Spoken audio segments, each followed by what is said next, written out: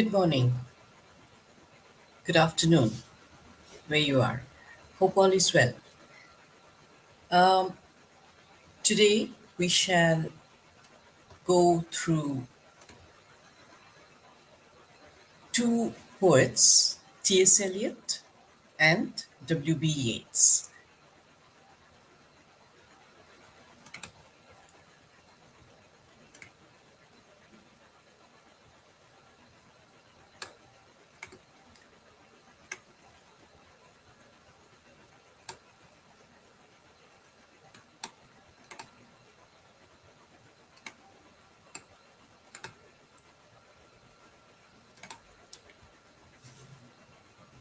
Now, before we get into the poem itself, The Wasteland, I'd like to discuss a little bit about T.S. Eliot and modernism.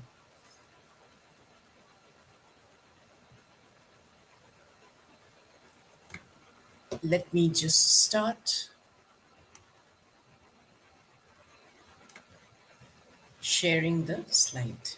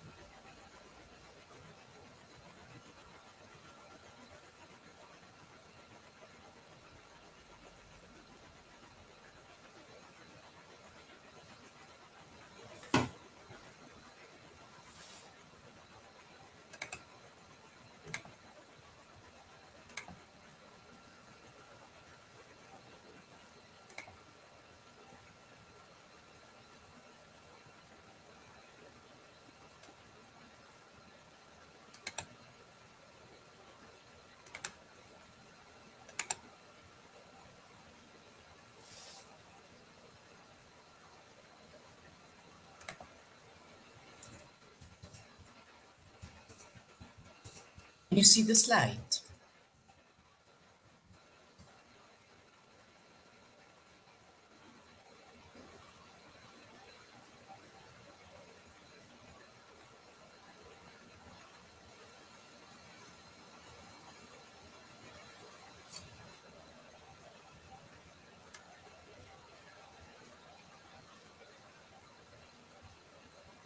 Excellent. So we get on with it.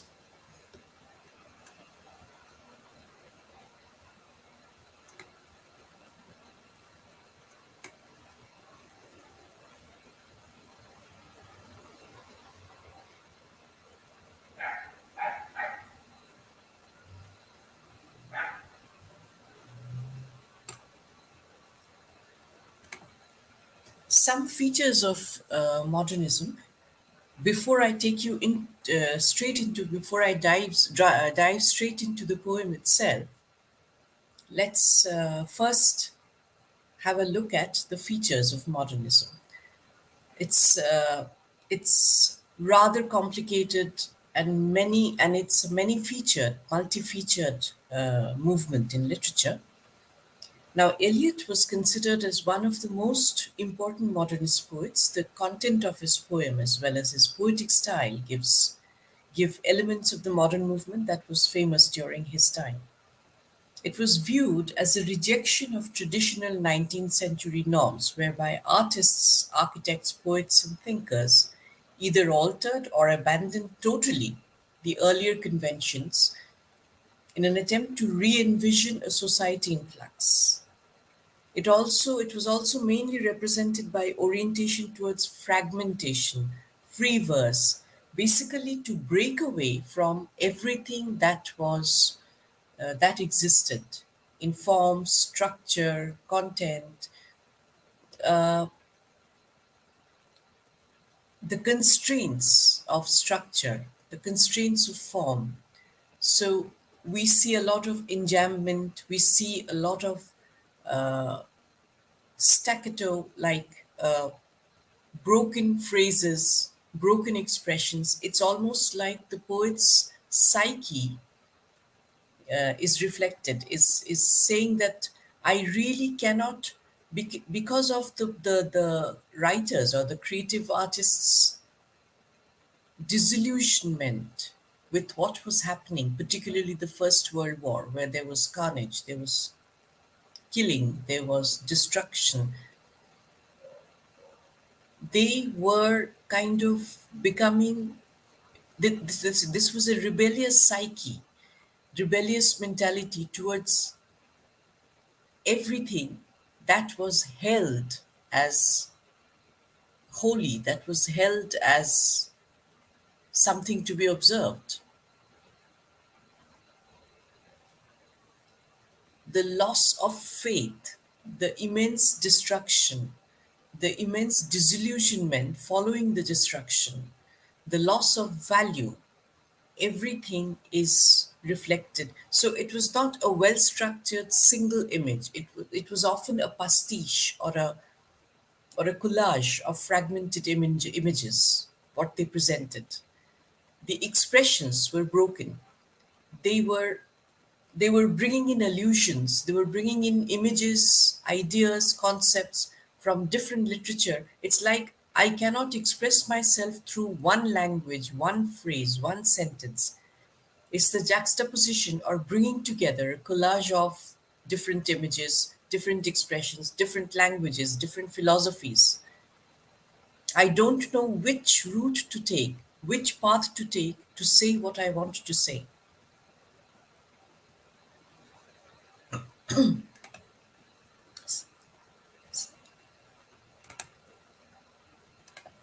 Some characteristics of Eliot's work exhibit medieval themes and style. At the same time, these works are rooted in the modern orientation of literature. That is why some critics called him a medieval modernist. In The Wasteland, Eliot seems to show his discomfort for modern. The irony is that they call it a modernist movement, but actually this stems or this springs from the discomfort for modern life, contrasting it with medieval traits. He shows the difference between the divinely religious medieval life, which modern life lacks. There is no order, there is no faith, there is no credo to follow to make me comfortable, which modern life lacks, and the fall in spiritual matters in modern life. The wasteland can be the very name wasteland suggests that whatever we have tried till now is wasted. And where we are standing now is a wasteland, is an infertile, barren, arid area. The human mind has become barren, it's become, it's not sterile, it's just that it's become infertile. It's unable to produce anything salutary, anything positive. There is no way out, and it's probably doomed. The Wasteland can be considered as a fundamental modernist text. The major modernist element found in the poem is the clear reliance on images, almost like words cannot say enough. I have to bring in images to say what I really want to say.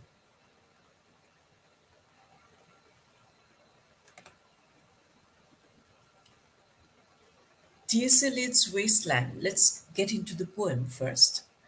Uh, it has come to be identified as the representative poem of the modernist canon, indicates the pervasive sense of disillusionment about the current state of affairs in the modern society, particularly in the European civilization, especially post World War Europe, manifesting itself symbolically through the Holy Grail legend and the fertility legends discussed in Fraser's The Golden Bough, a study of magic and religion. Because this magic is missing,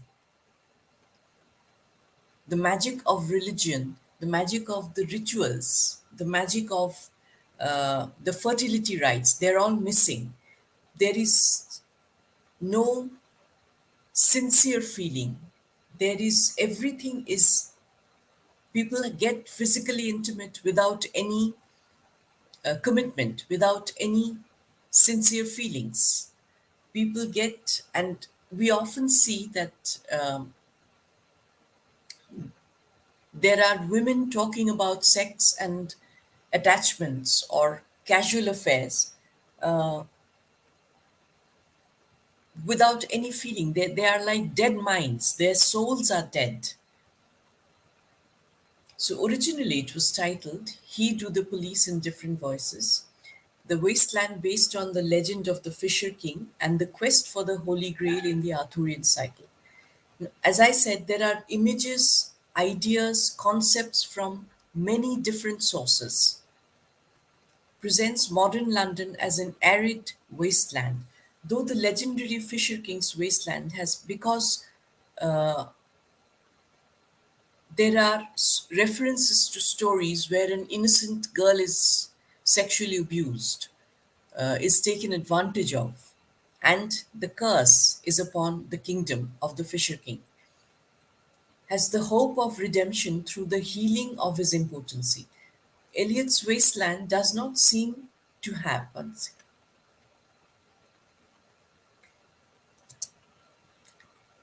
any such hope because he sees it that in the olden days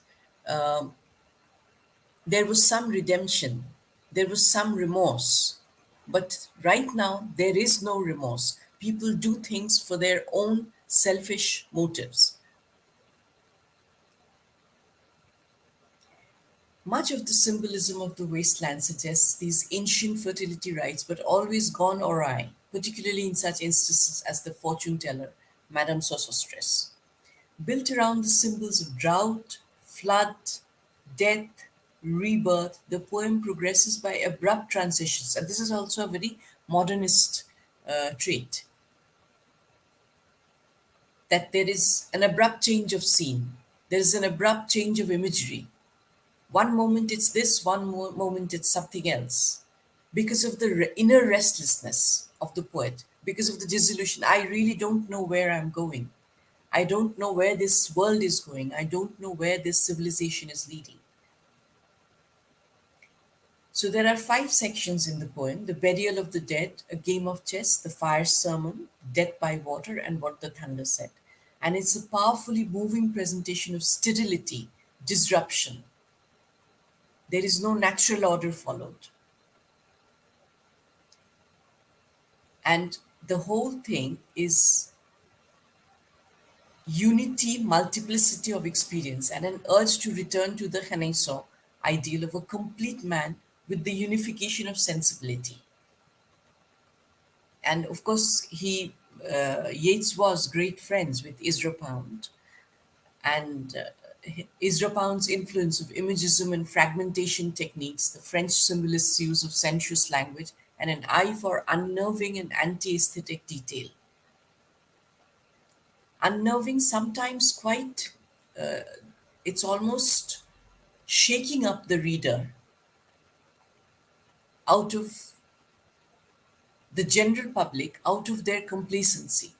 The poem presents the picture of a desolate London populated by ghostly figures like Stetson, the fallen war comrade, abounding in physical, moral, and spiritual decay, symbolized by rats and garbage surrounding the speaker in this fire sermon, among whom Buddha and Saint Augustine appear as the representations of Eastern and Western philosophy.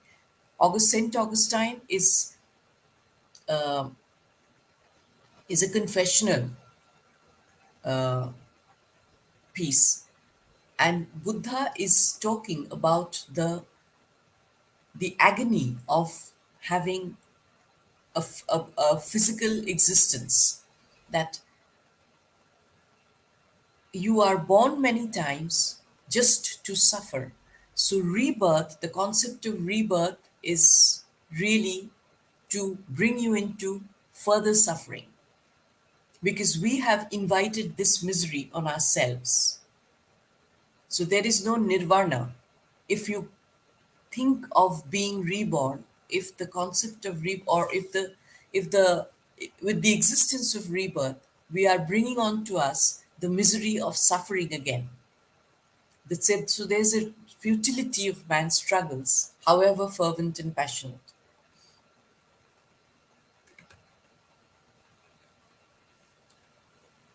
He makes wide ranging allusions across literatures and legends of various ages and cultures, ranging from the Bible, Sappho, like in Hellenistic literature, Catullus, and Pervigilium Veneris, that is the Venus's vigil, rather. Enid, Metamorphosis, Dante's Inferno, Canterbury Tales, Legend of Tristan and Isolde, Spenser's Prothalamallion, Shakespeare's Antony and Cleopatra. So there are rich images being brought in. The Tempest, Middleton, Webster, many writers, many poets. These allusions add symbolic weight to the poem's contemporary material. Basically, he's simply trying to reiterate or fortify what he's saying. He's trying to support what he's saying through these imageries. These allusions add symbolic weight to the poem's contemporary material. The content of the poem, the material, the theme of the poem is what is happening is contemporary Britain or contemporary European civilization. To encourage free association, it's almost putting the reader's mind into action. It's a constant cross reference to so many literatures, so many legends that think about this in order to understand what I'm saying. Think about this. Think about Cleopatra's chamber. Think about where where in when Ariel is singing in the Tempest that full fathom five thy father lies. He twists around a little bit whatever has been said and seeming to collect all the shards of an exhausted civilization because the civilization has exploded into destruction. Shards of all exhausted civilization into one huge patchwork of modern existence. Perhaps it's also a response to the dilemma of coming at the end of a great tradition. The poet seeks to address modern dilemmas and at the same time to participate in a literary tradition.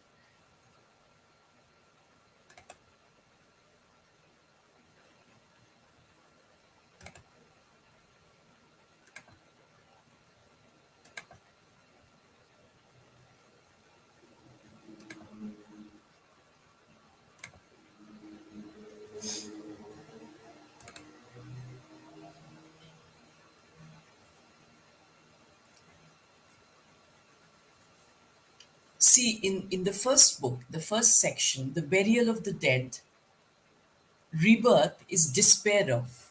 Is the fertility rites are immediately introduced into the poem. When the poem starts, it's like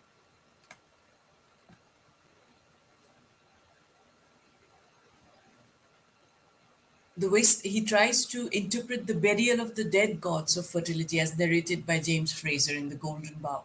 The opening line of the poem places it in time. April is the present point of time in the the opens the poem opens with April is the cruelest month. It reminds us that of the Egyptian ritual of Osiris, a fertility ritual, usually takes place in spring. Also, spring is the Easter month, associated with death as well as rebirth. It's springtime when the dead of winter is over and regeneration, rebirth happens, new life happens. Thus, the fertility rites are immediately introduced into the poem and the Anglican religious service of the burial for the dead, burial of the dead. The emphasis of the liturgy is on the resurrection of the dead, but or rebirth rather, regeneration, death as well as regeneration.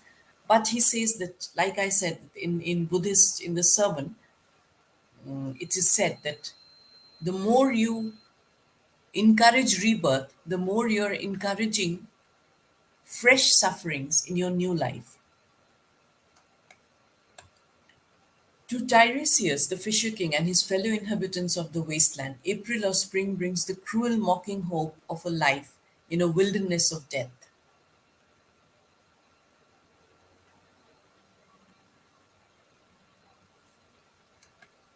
And in the eighth line, as we see, there's a German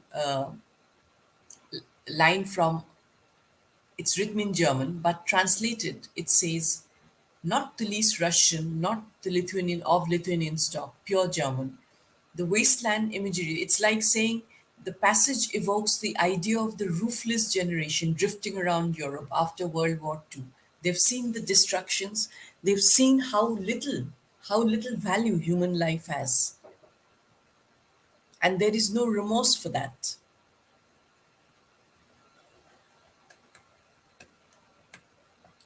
Then there is the episode of the hyacinth girl with her arms full of flowers and hair wet, symbolizes the fertility festival and youthful, passionate love, the spirit of spring and joy. Yet, even this love ends in frustration because true love cannot flourish in the wasteland. Not only that, the hyacinth girl is in love with the man, but her lover is really obsessed with another person. So he doesn't really, it's really unrequited love. Everything that you like in life, everything that you desire in life, the disillusionment of the current days shows that nothing is rewarded, nothing is returned in nothing, you get nothing in return really for all your efforts.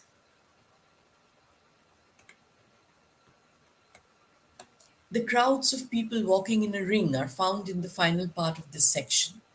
And the unreal city is London, the crowds flowing over the bridge like the inhabitants of Dante's Inferno.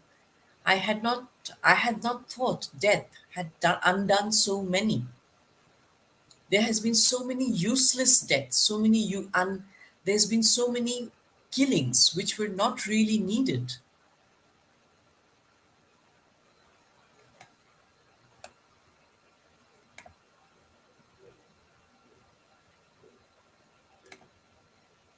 Further,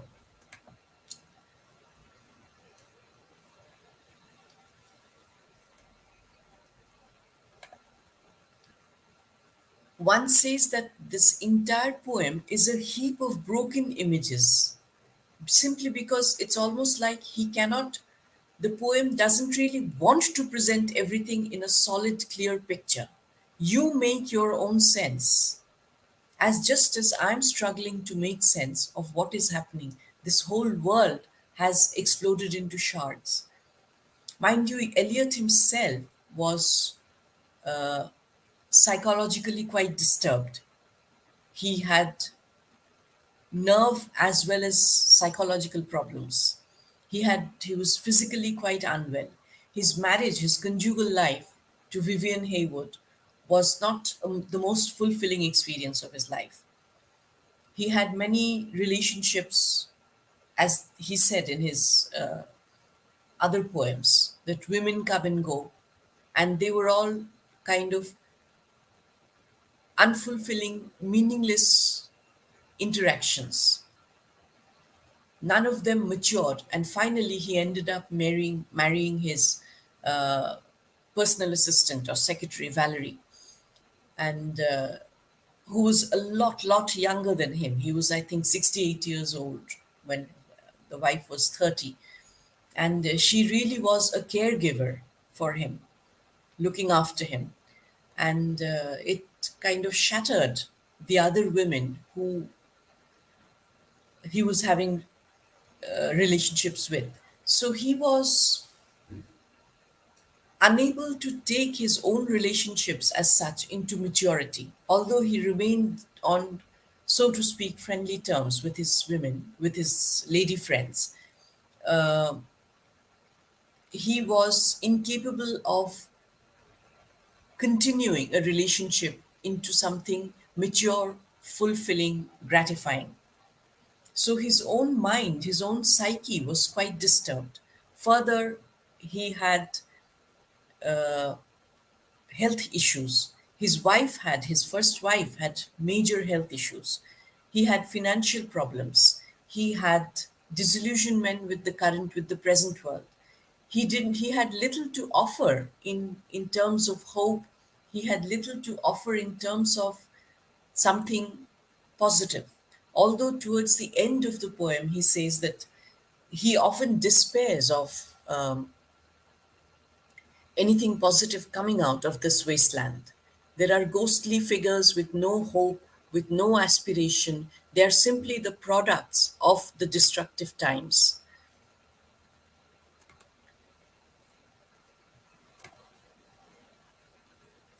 The structure and method of the poem throughout is deliberately, as if he makes an effort to make it fragmentary.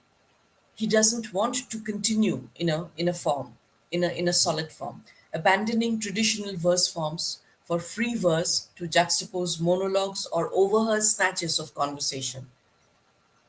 He invites the reader to make sense out of it, or rather interpret it in his or her own way.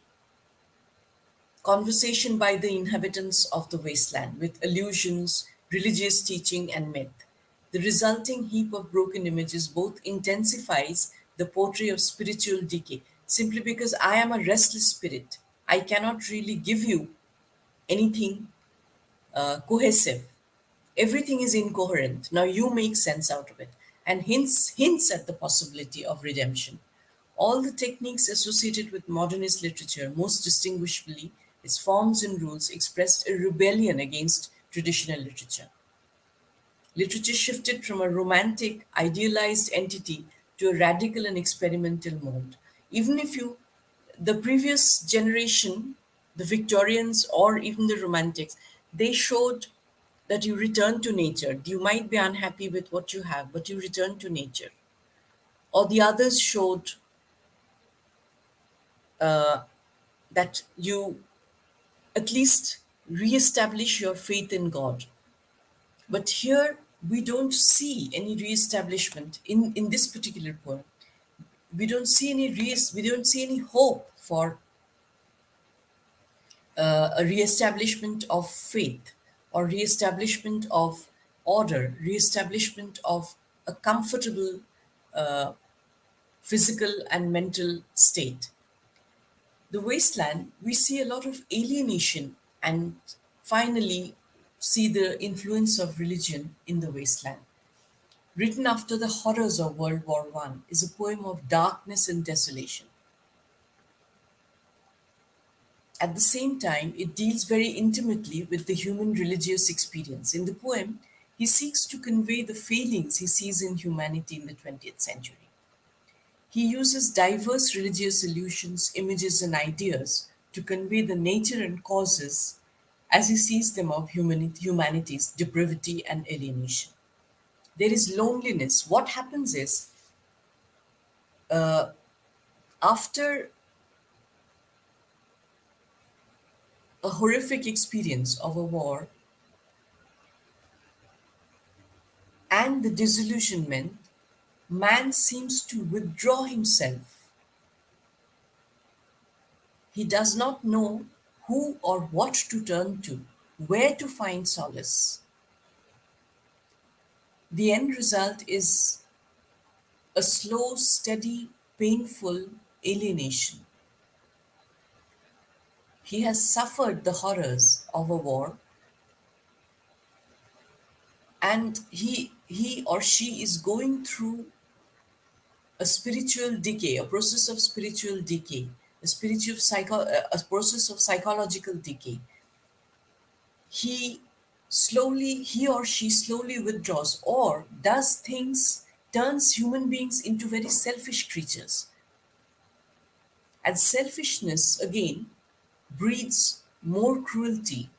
Alienation also breeds cruelty because insecurity constantly, this constant insecurity, the resulting and constant insecurity, breeds alienation, hatred, suspicion, lack of faith. So, in the view of Eliot, being with other people serves not to bring connection, but rather focuses one's awareness on one's aloneness. That you are really lonely in a crowd. You are an island to yourself, simply because you do not know how to connect and with whom to connect. People people who, in when he says in the first book, The Burial of the Dead, he says that death had undone who fix their eyes before their feet because they don't know where to look. Do they have anything to look forward to? They are moving just in a mechanical way, just because they have to. It's like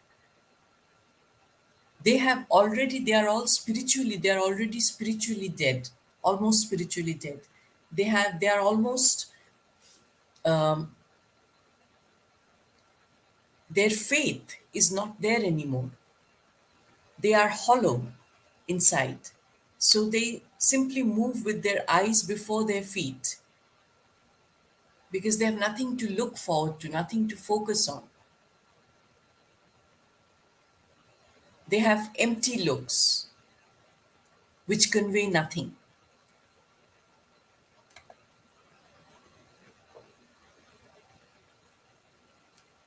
Some critics suggest that the substance of the wasteland is closely tied to the Buddhist concept of samsara. As I mentioned before, that the Buddhist idea of the endless cycle of birth, suffering, and death and rebirth in which the unenlightened are entrapped. Because Buddhist philosophy says that to attain nirvana is to know that you will not be born again into this cruel life, to suffer again. So when Eliot says that when the poem opens that April is the cruelest month, maybe the characteristic of the view of samsara, that you're born into this samsara, as they say, that you're born into this world, a time of rebirth, of spring, is proclaimed to be the worst of all months simply because rebirth is the source of all pain, as it brings about new life to the subject, that's the person who's born, to suffering and eventual. He dies again. He's reborn, he suffers, and he dies again. So every time a physical existence comes in, there are physical sufferings, there are mental sufferings, emotional sufferings, and eventual death. The fire sermon most likely refers to a speech given by the Buddha, commonly referred to by that name. Buddha uses fire as a symbol for how desire destroys. The body is a flame, tactile sensations are a flame, consciousness at the body is a flame. A flame with what? A flame with the fire of passion, a flame with birth, aging, and death, with sorrows, lamentations, pains, distresses, and despairs. Eliot's own fire sermon discusses the same theme. Central to the fire sermon is the lifeless sexual assault of the typist by the clerk. And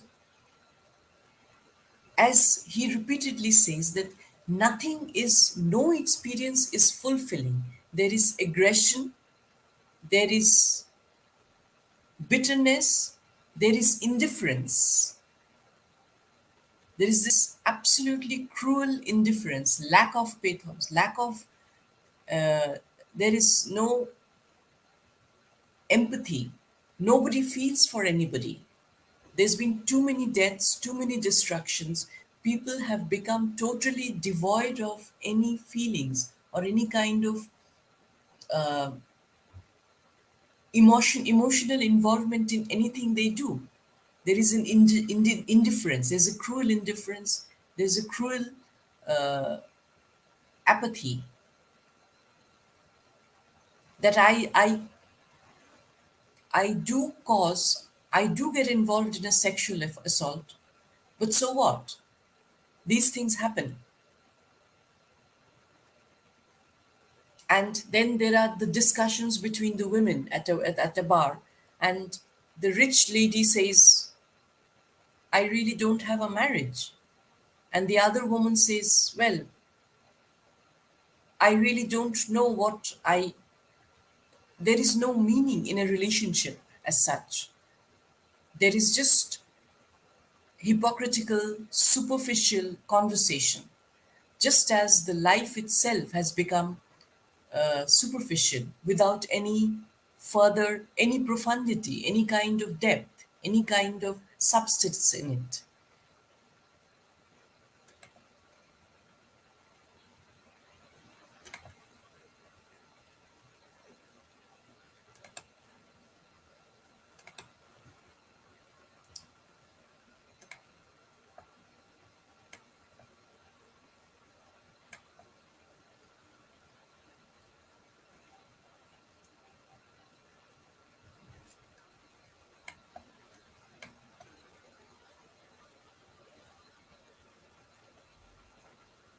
So when he talks about the game of chess in one of the sections,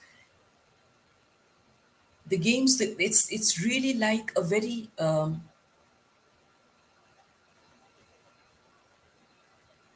metaphor of the game of chess is you have to win. There is hostility, and it really ends in stalemate.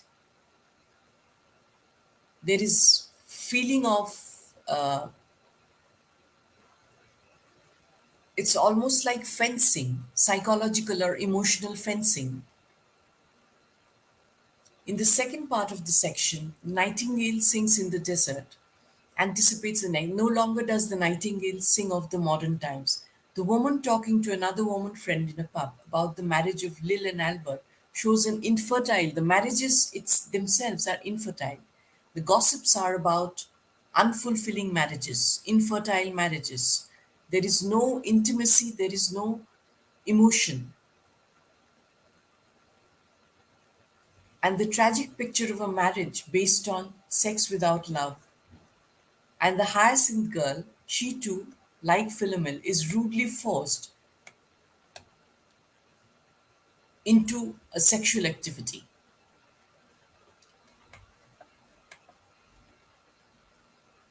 And the rich lady, two types of women they are portrayed here. The rich lady, the belladonna like figure, bored with her urban wasteland, and Lil, with 5 children already, has got her health.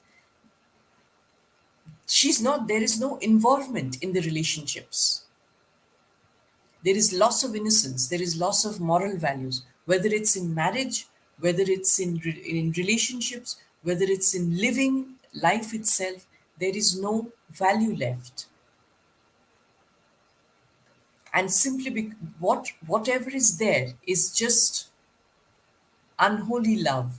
There is sensual life, there is unholy love, there is infertility, there is unrequited love, unrequited feelings.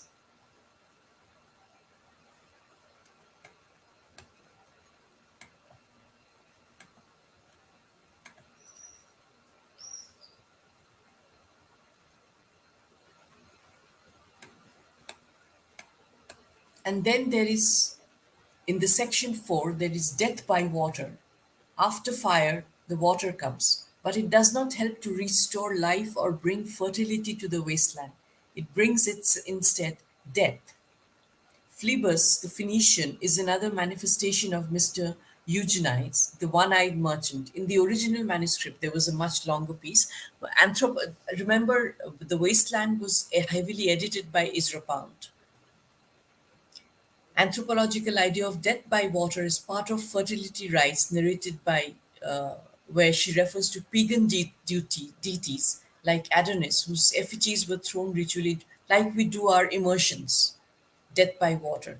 But it is really the end. It is not. It is not that it'll come back to life again. It's just that death claims us all.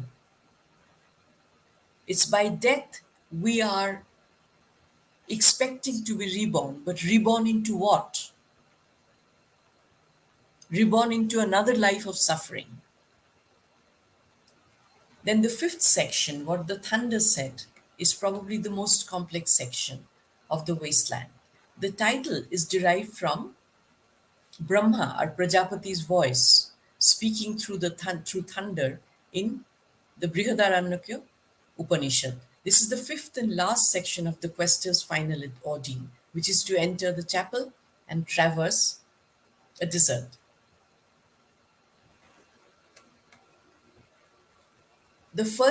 Okay, so far in the poem, he has failed the tests which are those of human and social virtues. He has failed in the garden with the hyacinth girl and has failed to conquer his lust by ascetic discipline. Because man's value system has gone down, there is nothing but failure. There is no positive results coming out of any of his action. He has even failed to sacrifice himself and is caught in the whirlpool of rebirth. Now the quester turns to religion and does not succeed there either.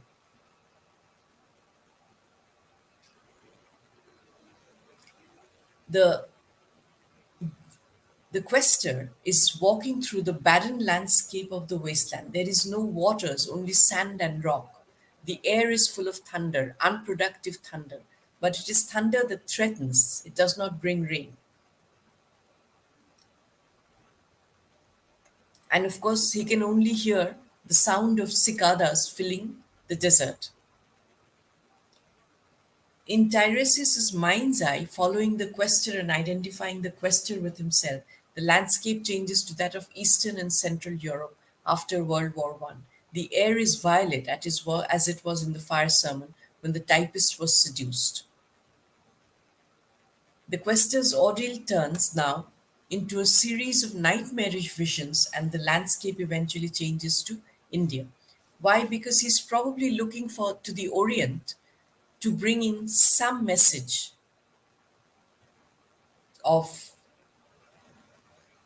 hope or some message of redemption. That the dry seasons before the monsoons will finally break.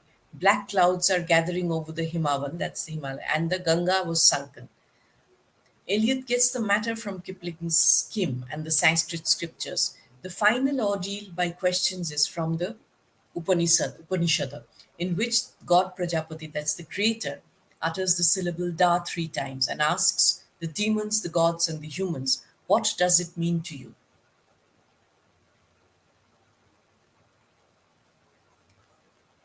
So, first, it's either Datta, to give, then it's Dayadvam, sympathize, and the third means Damyata, control.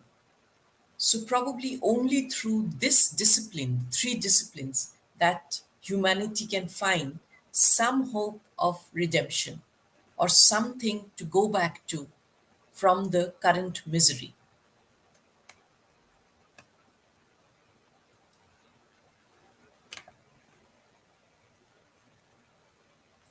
In What the Thunder Said, the final section of the poem, he connects all the ways in which he observes mankind as spiritually broken. The title of the section refers to a story from the Hindu Upanishads. In the story, the creator, Prajapati, speaks to his children, gods, men, and demons. He commands them each with the syllable Da. What does it mean, Da, that is representing the sound of the thunder? And then asks them what they believe he meant. Each group replies with a command beginning with Da and reflects greatest weakness. When you are weak, the gods reply that we have to control ourselves, Damyata. The men, the humans say that he means Datta, be charitable, give. Finally, the demons say that he means Dayadhi, that is, when the Prajapati says Da, what does he mean? What does he mean? He says either Damyata or Dayadvam or Datta, that is, either give, either be charitable, or control yourself, or be compassionate. So Prajapati tells them that they have all understood him correctly when he says Da. These are often referred to as the three great disciplines in Hinduism, the most important commandments. But through the poem, Eliot has shown that these commands are precisely how humanity fails in the modern era. That is, the absence of compassion, the absence of self control, the absence of being charitable. The problem is, how can one give or be compassionate when each person lives, like I said, in a personal, selfish world, completely separate from others, feels alienated? He has alienated himself. So he can't really think, he can't be compassionate towards others because he cannot connect himself. When he cannot connect himself, when he cannot be compassionate, he cannot be charitable.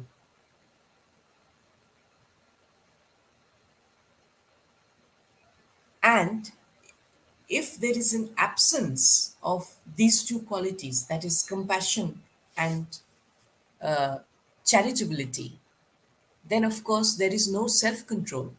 He can't, he is, he continues to be greedy, he continues to want, to desire, and he is consumed in his own flame, the flame of desire, the flame of greed, the flame of hatred. He continues to be consumed by the flame. So, Eliot is trying to say that it's impossible to maintain these three great disciplines simply because there is alienation in the human society, in the human civilization. There is withdrawal from the community.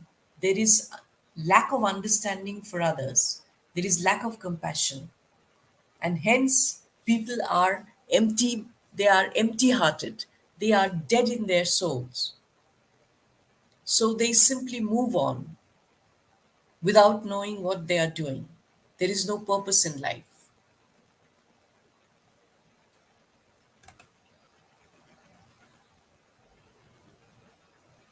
So he shows in his poem the individual's private world destroys connection and renders community and marriage useless because there is no connection between two minds, there is no connection between a group of people.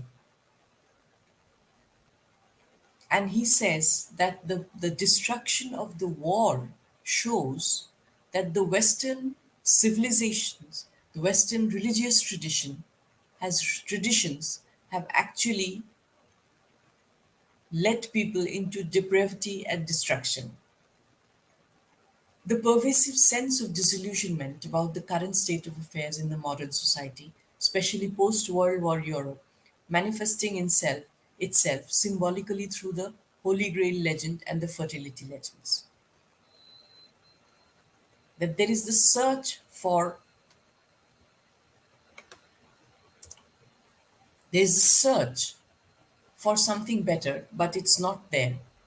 The images of thunder without rain, the images of infertile rock, the images of the desert, the images of betrayal, the images of fruitless marriages, the images of meaningless conversation, the images of seduction. There is nothing but senseless violence, there is nothing but senseless physical intimacy. There is nothing but senseless conversation. People are just talking, gossiping, simply because they are bored. They are dead in their mind and soul. And it all leads to nothing, to no fruition. There is no sense of fulfillment as such. There is no sense of comfort. And this lack of comfort, this discomfort, this sense of depravity, the sense of destruction persists. And the entire European Western civilization, particularly he refers to the city of London, I mean England, and his own mind. In his own mind, it's a wasteland. His own, Eliot's own mind, plus the human mind in general, in the current situation, has become a wasteland. His The rebirth is really wanting more, the rebirth of desire, the rebirth of desire and the sufferings that desire brings, the suffering of negative passion that that is brought in. And this keeps going on. We keep asking for more. We keep asking for, we keep grabbing more. We keep taking away somebody else's possession because we want to possess more. And all these things lead to nothing but suffering, more jealousy, more envy, more desire, more destruction, more depravity.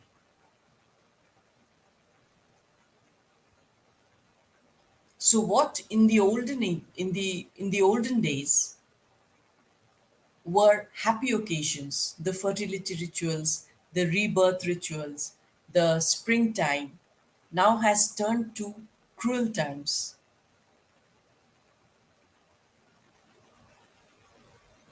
Innocence suffers. There is loss of innocence, loss of virginity, loss of faith, loss of confidence in everything. Everything, all this has resulted in a wasteland. Emotions are gone, good feelings are gone, friendships are probably lost, community feelings are probably lost. The human civilization, it's almost like it's standing on the edge, about to jump off into nothing, into total destruction.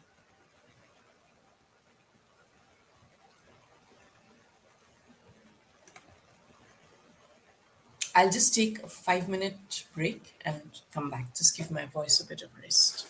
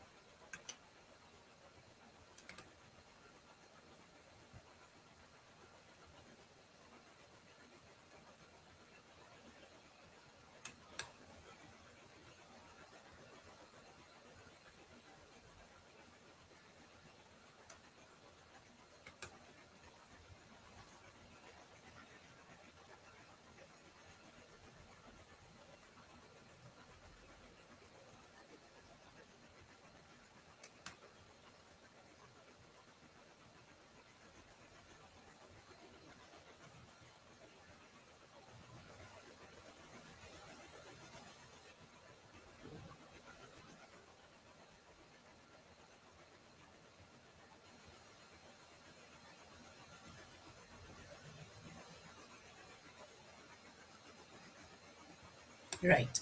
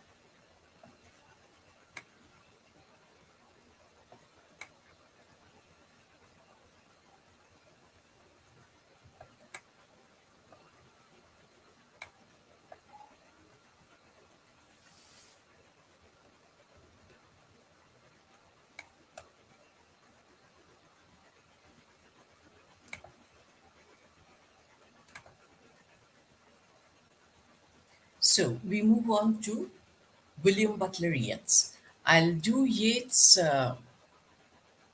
part Yeats, just deal with sailing to Byzantium and Yeats's poetry in general, and then I shall go on to tomorrow. I'll finish off with the other two, and we do Hardy.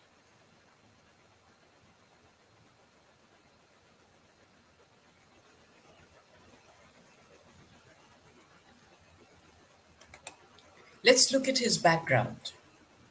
Yeats was one of the finest 20th century poets, which I also feel was born in Dublin, Ireland, and his father was an artist, and his mother, Susan Pollexfen, daughter of an affluent. Yeats grew up in an atmosphere in kind of uh, genteel poverty, probably because his father was a very generous man, and he was too generous, and not particularly a very practical money wise. He was not a very practical person, but he was very encouraging towards developing his children's talents, and as in the most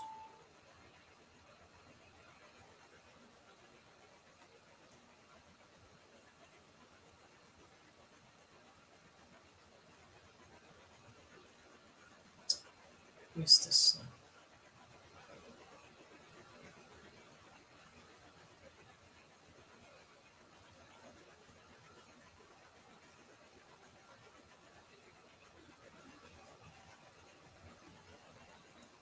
Yeah,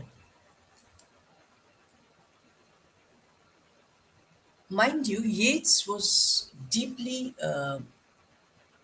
interested in nationalism, and he wanted people to the Irish people to get to know their own culture, their own literary, the richness of Irish literature, folklore, culture, all the beliefs, everything. He wanted the legends, the Irish legends, and he wanted to give all these things a new life and expression in English. And he wanted Ireland's intellectual heritage to get a new life, particularly Irish poetry.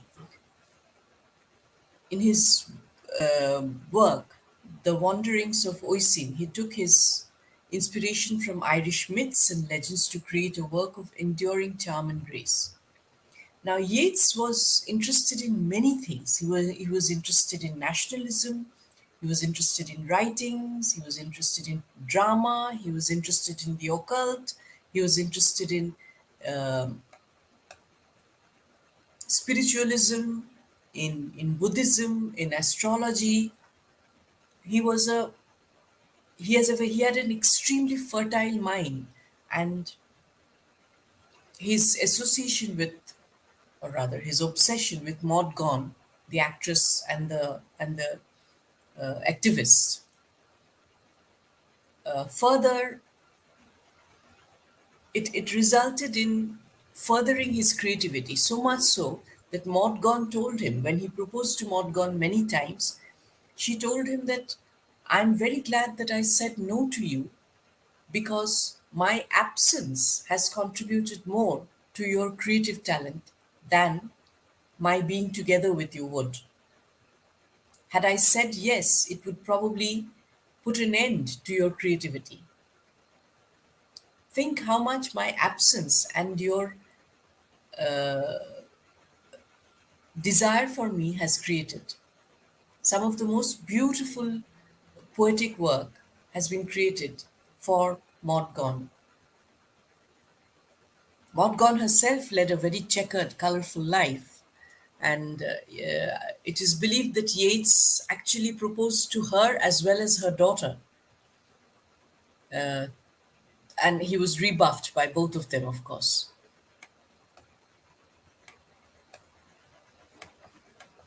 The political work of nationalists attracted him for a time. Modgon and he were, and for a time, Modgon and he were members of the Irish Republican Brotherhood, a secret revolutionary organization. And he really never got over Modgon, whereas she kind of rebuffed and said that we just remain good friends. And Modgon used to travel away from Ireland, from UK, from England, and at the same time they remained on a different on the same platform, emotionally and spiritually. She would write to him very often. She would constantly tell him that I woke up and thought about you, and I'm just wondering, I read this beautiful poem or I read this beautiful article, I'm just wondering how you would have reacted, or have you read this as well, or have you heard this song? And they were very attached. They had a very peculiar kind of emotional and spiritual attachment.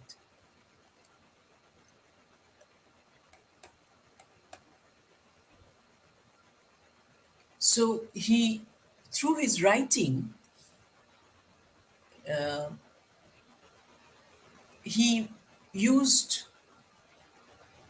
in his poetry, he used the material of Irish cycles of tales, stories of Ulster, Fenian tales. The reader became involved in the affairs of the heroes and heroines of these tales. His book of stories and poems, The Celtic Twilight, was romantic and wistful and conducive to the kind of literature he and his imitators produced. Rather vague but dreamy and beautiful.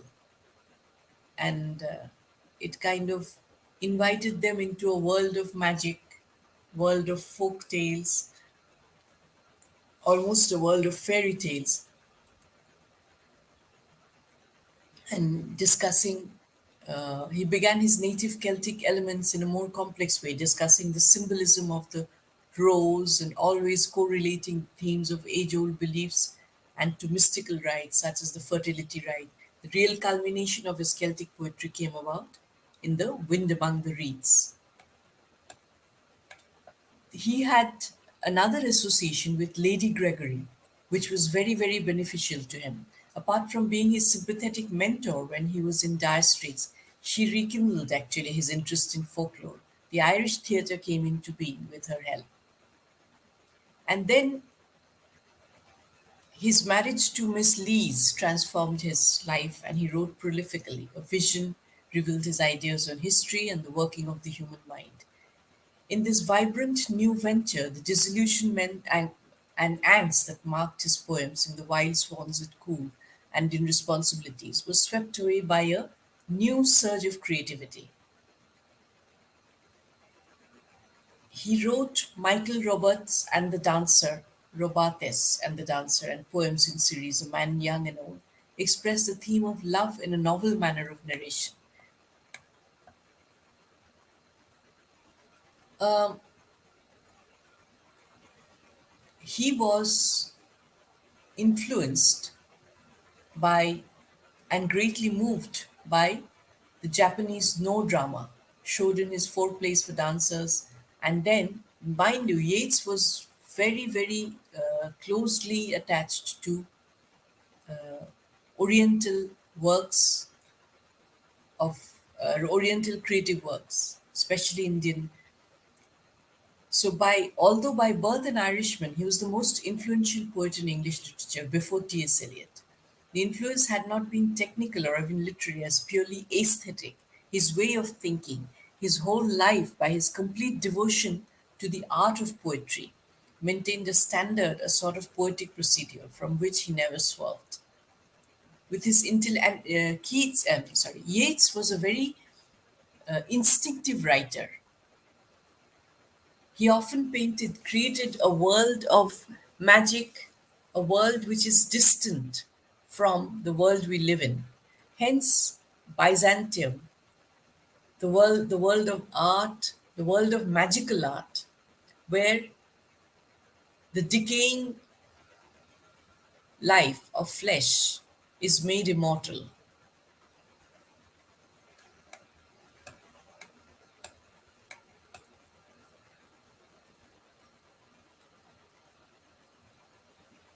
What was happening when Yeats was writing was he he was an instinctive writer, and he was very keen. He had this intellectual keenness. So he had a very fertile imagination. He could take things forward. He followed many paths, but always returned to the main road of poetry, the richer for his odd experiences. And it was unique. His conduct was unique during a half century when moral, social, political, and psychology. He was living in a time of tremendous political, social, and psychological turmoil. Without a wide reaching and firm faith, no poet can build largely any more than an architect can build on shifting sands. Moods, doubts, joy, momentary subtleties, and verbal beauties. These may be thrown off by poets during such a period, but in a more sustained integrity is rare. He maintained a steady course and was rather single minded in the pursuit of poetry, the essential poetry that is unadorned. As I said, he was a very instinctive writer.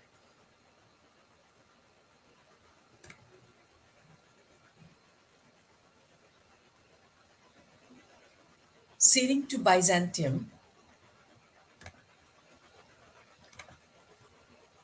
one minute, let me share this,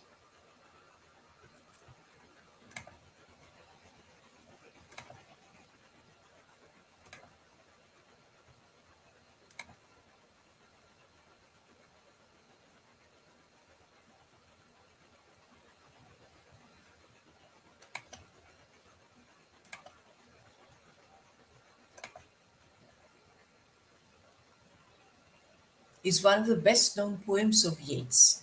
Written in 1926, it appeared in Yeats's 1928 collection, The Tower. Ever since its publication, the poem has evoked immense interest among readers and critics alike. Like, major theme of Sailing to Byzantium is the transformative power of art, the ability of art to express the ineffable and to step us outside the boundaries of self. Some concrete details of the poem might be read autobiographically, such as the speaker's desire to leave his country, reference to himself as an old man, a tattered coat upon a stick, and having a heart sick with desire and fastened to a dying animal. The dying animal is the body, but the heart is still very young, very fresh, and it wants to go away from the world which calls him a dying animal simply because his body is decaying, and his heart and his spirit and his creativity will live on through what? Through a work of art. If he is transformed into a work of art, whether himself physically, which is quite impossible, but his spirit lives on in his work of art. His soul lives on in his work of art. Still feels a desire to sail to Byzantium and metaphorically to transcend the sensual music of Ireland. Because whatever is born, whatever is made of flesh, will die and decay, just like the salmons and the trouts and the mackerels that are born. They may look Physically, they may look very attractive, but basically, every day they are dying and decaying. 1 minute, please.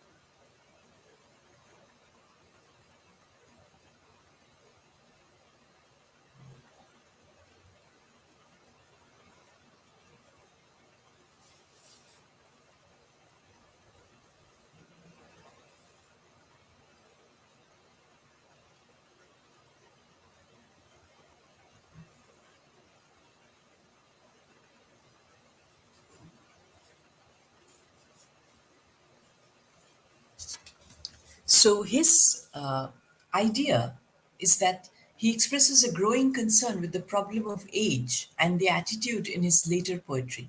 Sailing to Byzantium is a case in point.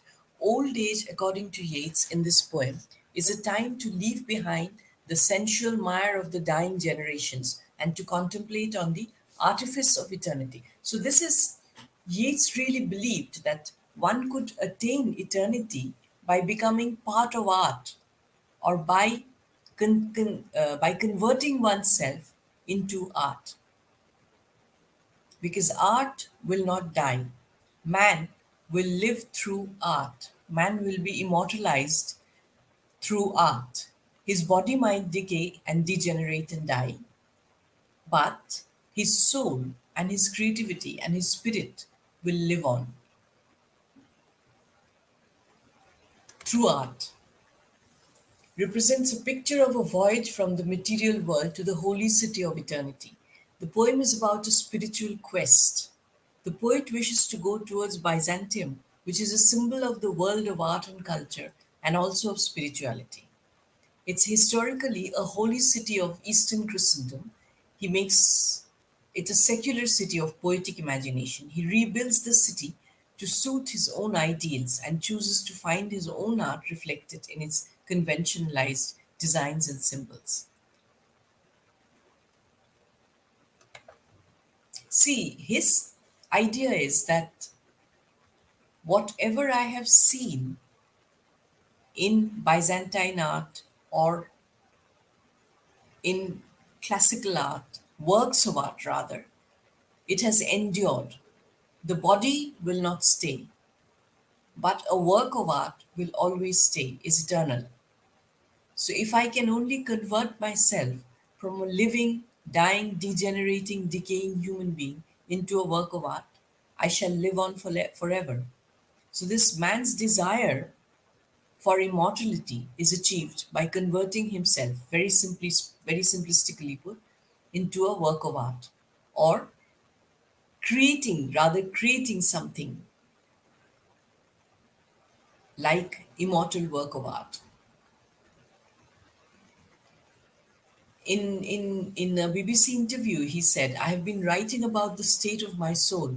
Byzantium was the center of European civilization, so I symbolize the search for the spiritual life by a journey to that city." So he sails to Byzantium. This will be a journey, not a quick, immediate transportation, but a sailing. Is almost like the discovery of the soul, and the soul experiences the transportation, the slow transportation from the land of decay and degeneration into the land of immortality. Yeats had a long interest in the art and culture of Byzantium, originally a Greek colony that grew into the city of Constantinople, later Istanbul. Being inspired to do research by friends and colleagues such as William Morris, the cultural commentator and designer. Visit to such places such as Ravenna and Rome in Italy gave him the opportunity to see some of the Byzantine art at first hand. It's and also here in the southern part of Europe, you often see the tiles the mosaics of exquisite craftsmanship. It's a very common thing to see uh, where I live, also, south of Spain or anywhere in Italy, all parts of Spain for that matter. You see uh, beautifully handcrafted, painted.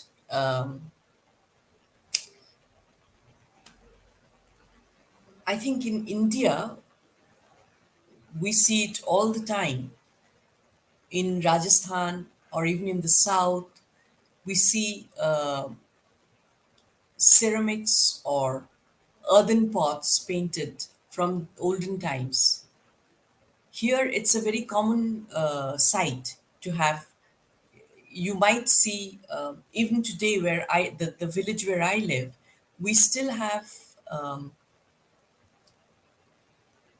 little troughs where horses, in the olden days. In olden days, there was no car, no other modes of transportation, so people used to travel on horseback or on mules because it's a very hilly area. So you see places, drinking troughs in many places with a little outlet, water outlet, and it's beautifully decorated by colorful tiles, painted tiles. You can call it a work of art. They have endured years, centuries probably. 100 years ago, people used to live that kind of life. But he also must have visited museums where he had seen these are actually exquisite products of exquisite craftsmanship. And here you find in this part of Europe, the south of Europe, you find walls, tiled walls with designs. You find roads with cobblestones creating designs. My house is in on a street, on a tiny street in a lane, which is made of cobble streets with beautiful floral designs. And he must have also visited European Museum, where he found these specimens of Byzantine art, which have endured, which have stood the test of time, which have not been destroyed. As Yeats grew older, the idea of Byzantium as a spiritual and artistic, the thing is, he appreciated the effort of the creation of these works of art. Just the effort put into making something that stands the test of time, in creating something, of crafting something that stands the test of time. Unlike the body, the human body, which dies every day, it's really moving towards decay, it's decaying every day. So art stays. Whatever is beautifully, exquisitely crafted stays. And it's almost the expression of the beauty of the soul. As Yeats grew older, the idea of Byzantium as a spiritual and artistic ideal increased in importance. His aging body brought some frustration into his life, physical and sexual. And the thing is, he knows that he will not find, as his body grows old, he will not find fulfillment. His physical capabilities are compromised. He probably, as we grow old, we can see that we become less strong physically. Parts of our body don't function very well. We might have hearing problems, we might have many kinds of physical ailments. Probably he was compromising on his acts of intimacy, and these two poems allowed him in a form of expression and escapism, that to escape the agony of the decaying body, experiencing the decay of the body. What we can do is, even if it's mentally or through imagination, I travel to a land where nobody is going to call me an old man, because they will rather appreciate my young spirit and my young creativity, my fresh creativity. So it is really Yeats's creative answer to the question of mortality. Flesh and blood are but a cover for the eternal spirit, and for Yeats, Byzantium was the place where the spirit could rest and secure a legacy in eternity. He becomes part of the legacy of immortality. The poem seems to be set initially between two worlds, that of the inevitable death and immortality, mid voyage, so to speak. And he wants to experience this slow journey, this sailing to Byzantium. That I'm leaving that the other world, the world of death, behind, and I'm sailing into immortality. The speaker leaves the country he rejects and reaches the destination he longs for.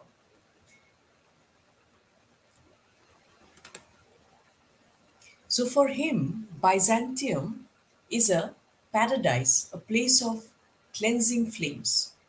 Two of the most impressive symbols in this poem, the first, Byzantium, the holy city, a timeless paradise, and second, the image of the poet as a dynamic old man. Thing is, he wants to live. In his mind, he doesn't want to die with the body. For whom old age is not a decrepitude but a spiritual adventure. My adventure has not finished. My body might tell me that the end is approaching, but my spirit says that the end is not near. According to Elder Walson, in Sailing to Byzantium, an old man faces the problem of old age, of death and regeneration. Yeats's view about the old age is that it is an age of not only that, he has spiritually matured. His body may be decaying, but his spirit has matured. It has grown richer. And why should he let this richer spirit die with the body? If my physical appearance or my physical existence is not accepted by those who indulge in the pleasures of the flesh, I leave that land, and I'd rather travel to a land where my spiritual richness, my experiential richness, my spiritual maturity is appreciated. And how will I do it? I make it even more appreciable by converting, by creating, by making myself, rather converting myself into a work of art, or whatever works of art or creativity my spirit will offer. So my spiritual experience excludes me from the sensual joys of youth. For him, the world appears to belong completely to the young. It is no place for the old. Indeed, an old man is scarcely a man at all. He's an empty artifice, an effigy merely, like an old cloak hung on a stick of a man. He's a tattered coat upon a stick. So he must not think of the flesh, but rather of the soul. The soul does not degenerate. The soul gets richer and richer every day.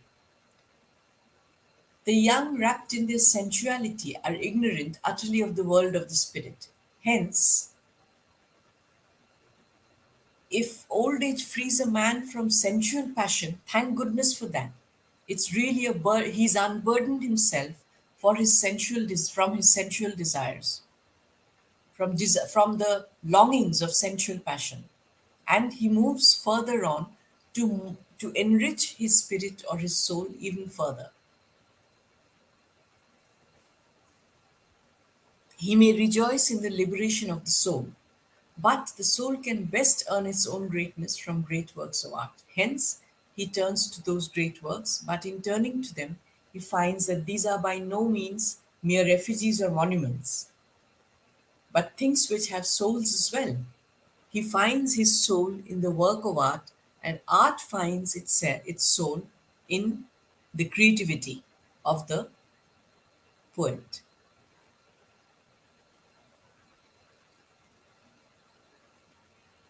Things which have souls, these live in the noblest element of God's fire, free from all corruption. And the soul is very clean, it's uncorrupted, it's pristine.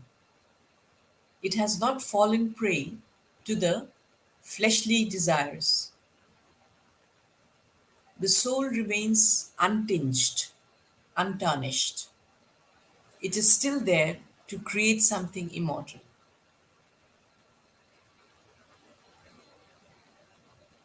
So he prays for death, for release from his mortal body, and since the monuments exhibit the possibility of the soul, existence in some other matter than flesh, he wishes reincarnation.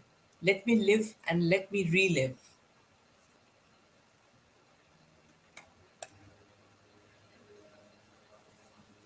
So he says that that is no country for old men, the young in one another's arm, birds in the trees, those dying generation, at their songs, the salmon falls, the mackerel crowded seas.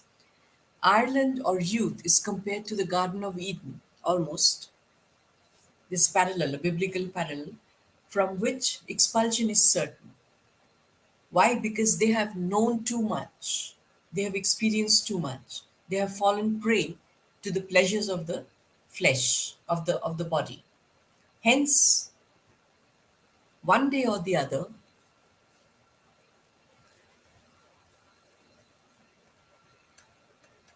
let me just reconstruct this. One day or the other, the human's mind or the human spirit has to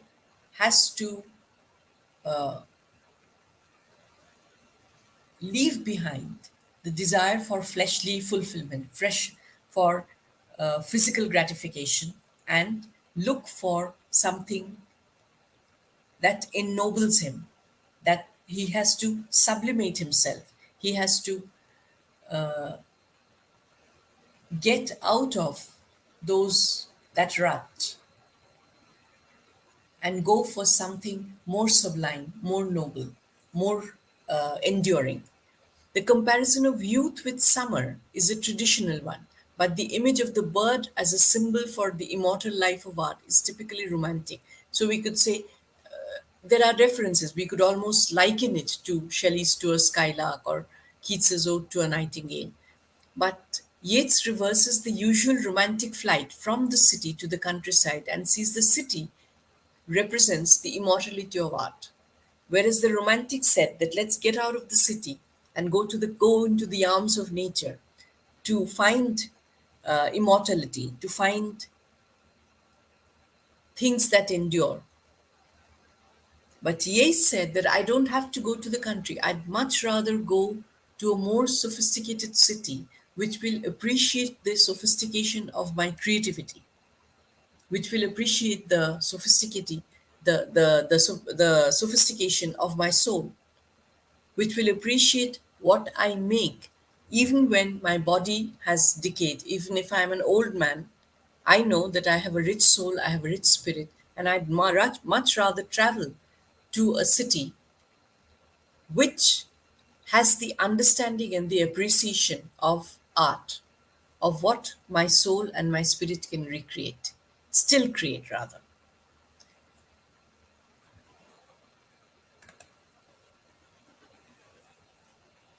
In the last stanza, the poet likes to take the shape of a golden bird, which Grecian goldsmiths are believed to have designed for the pleasure of an emperor. As a work of art, he would be beyond decay and death because the bird, the live bird, has been converted into a work of art, a bird of gold. And it will sing because it's a perfect, it's a, it is a, there is no imperfection in a work of art.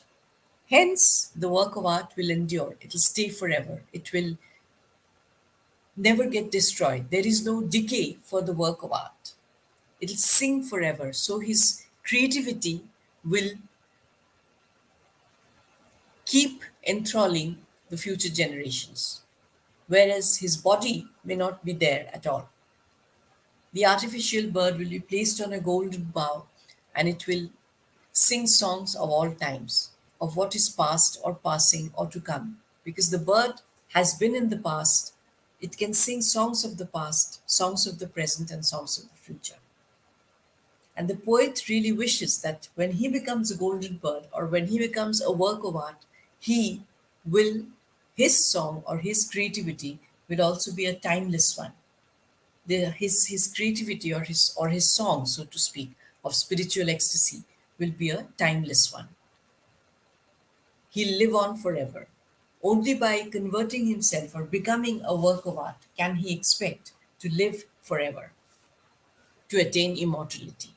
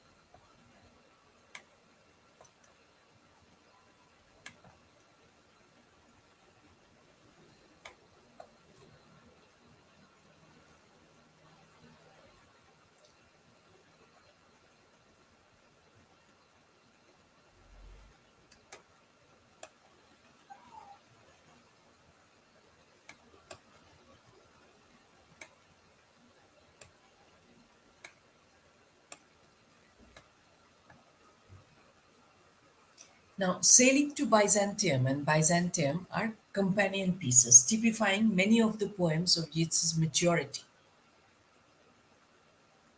He had read Edward Gibbon's The Decline and Fall of Roman Empire and had been profoundly influenced by it by two other important books, O.M. Dalton's Byzantine Art and Archaeology and W.G. Holmes' The Age of Justinian and Theodora.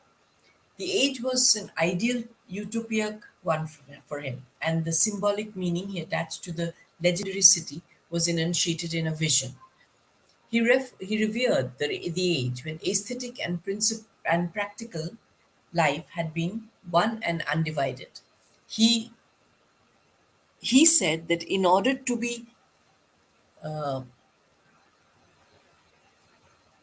have an aesthetic trait and to be appreciated for my aesthetics, I do not really have to be non-political.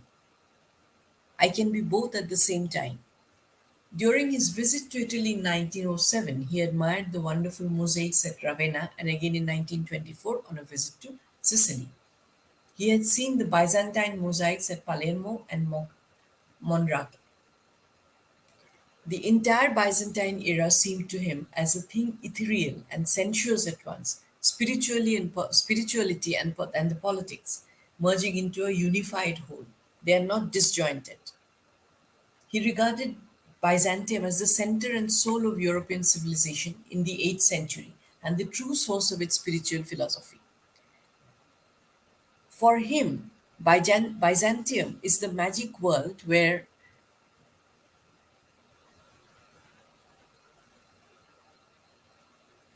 spirituality and spiritualistic creativity are beautifully merged with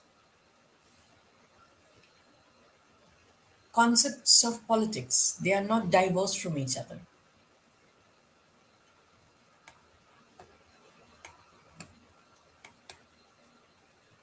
His father apparently once told him, "You would be a philosopher and are really a poet." His profundity is rarely a complex thought process about human experience. Ideas enter his poetry in the form of large generalizations, which focus with unique intensity a special group of experiences. In his poetry, idea and detail interact. Each alters the other and exists in terms of the other. Sailing to Byzantium provides a perfect example. Growth here is rich, blind trustfulness. Point is viewed with such one might oppose undue insistence on the sheer toil of growing up. It is by debate, argument, the confrontation of different ideas, and so of the different experiences each idea engages that Yeats arrives at his most varied insights. The inclusive generalization of thought conveyed in Gyres and Paradiso, which involve him in simplification and again ambiguity. Culture often drives the wedge between artist and commonplace man and his mundane experiences. He wants to leave the trauma ridden 20th century Western culture. Yeats's greatest achievement in his simple, direct centrality is that is evident in his majority, sailing to Sailing to Byzantium is unique in its treatment of the effects of old age and its attempts to remedy them by intense contemplation of an idealized locale, Byzantium. The poem effectively leads from one level of experience and understanding another. That I'm really moving away from what I've experienced as an old man, and I'm open, I understand, and I am open to newer experiences because I know what is in store for me.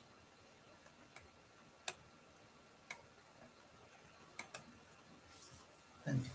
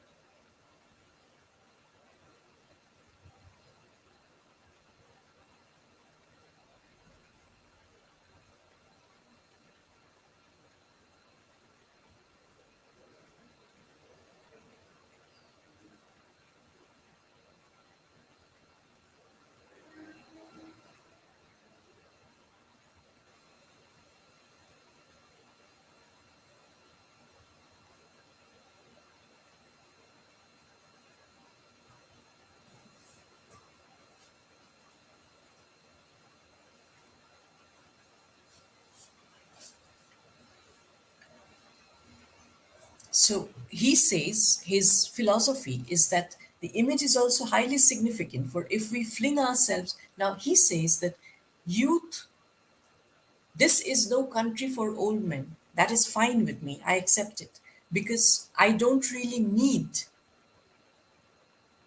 the pleasures of the flesh at my age. He talks knowingly of the fishes, rich, oily fishes that suggest sensuality, but they will soon be caught, they will die. So, energy of youth is conveyed in the salmon falls and also its blind impetuosity that there is too much of jumping around, there's too much of sexual energy, there's too much of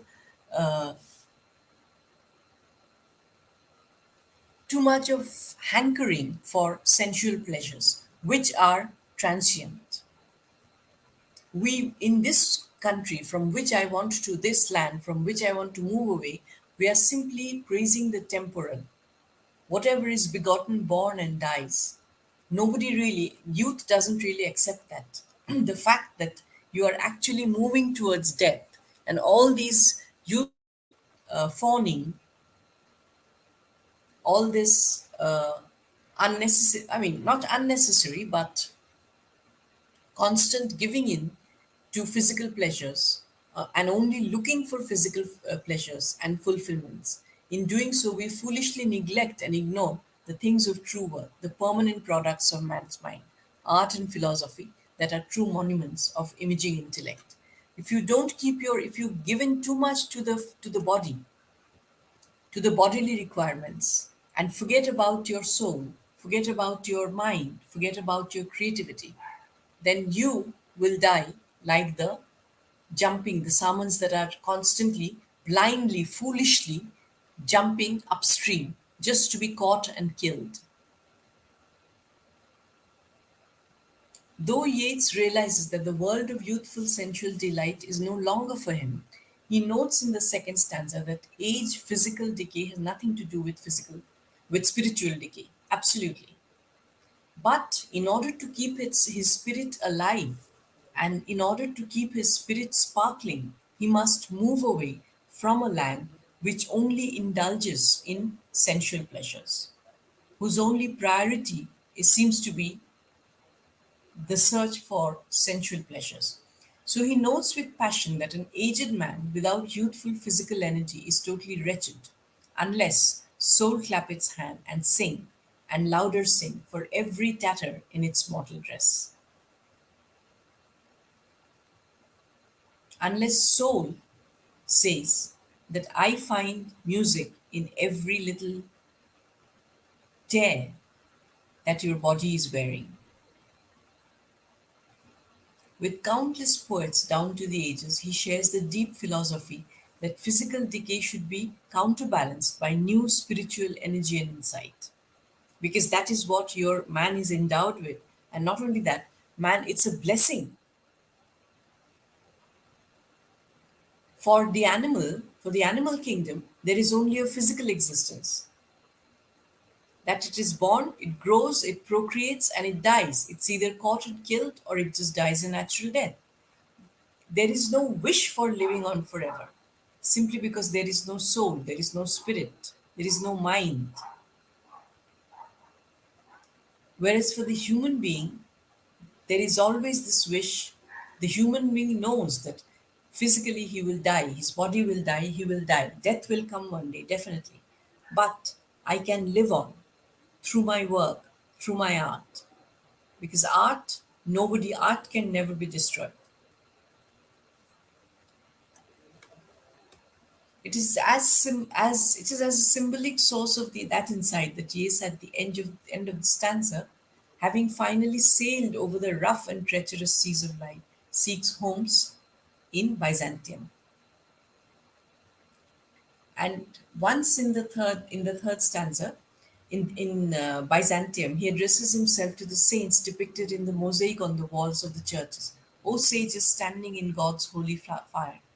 This fire is rather intriguing, being a reference to the fires of purgatory, as well as a reference to the abundant use of gilt and also to the fiery glint of the glass fittings between the marble chips in Byzantine mosaic portraits. If you closely look at any picture of a Byzantine mosaic portraits, you'll see that glass is used to keep the marble chips together.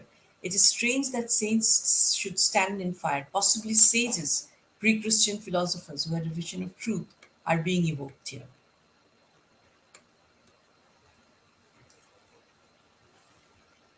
The influence of Plotinus on Yeats. He requests them to teach his soul, which was most important. But you can always refine the soul. The soul does not decay. So the soul can be further refined, can be enhanced, can be enriched, can be made productive. So the soul is very important, being eternal, to sing and teach its harmony and wisdom. He desperately longs for the fire to burn his heart with all its low desires away, because he almost asks for a cleansing ritual of his heart.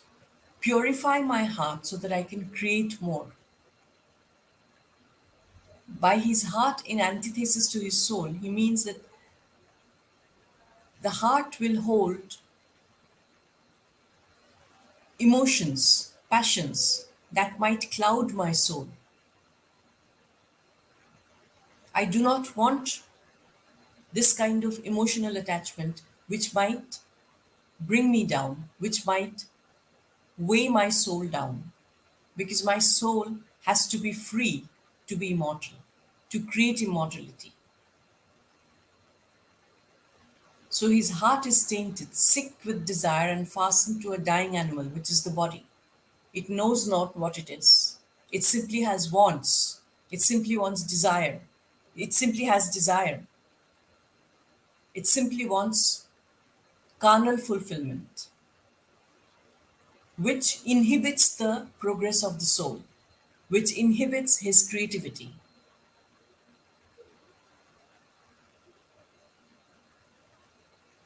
which kind of taints his soul. So let me purify my soul, let me free my soul of the low desires that the heart might produce. It is remarkable that the stress on the heart's trauma and pain, intentionally or otherwise, much more intense than the stress on the soul's aspiration. Though the country of the body may not be a country of old men, it often appears that Yeats is not totally free of it. It is perhaps more to escape from the sick heart. The heart is weighed down by unhealthy desires. So his it seems to be more important that I free myself of these desires. It's much more important that I get out of the heart that is sick with desires and teach the soul to sing the song of freedom, the song of creativity, that he wishes to escape into this artifice of eternity, create art through which I shall live. He believed that when we die, the next world we find ourselves living in, not the permanent world, but because he believed in rebirth, and that sooner or later we are born again, is furnished out of our imagination with the beautiful things or images of them that we have most admired in this world. It is also a very ancient commonplace in poetry for a poet to claim that though he dies, his poems will be immortal and linger in men's memories. It's almost like he demands a vicarious immortality in his poetry. He wants to see his own immortality. It's just like Horace, who claimed that his poetry was more lasting than brass, because creativity creates this confidence that I am immortal. I live through my art, my work. He seems, in the last towards the end, seems to be thinking of poems when he says he wants to be reincarnated as a clockwork nightingale. That unlike a live bird will die very quickly and will stop singing. It will not create music anymore. But he wants to be recreated as an artificial nightingale which will never stop singing.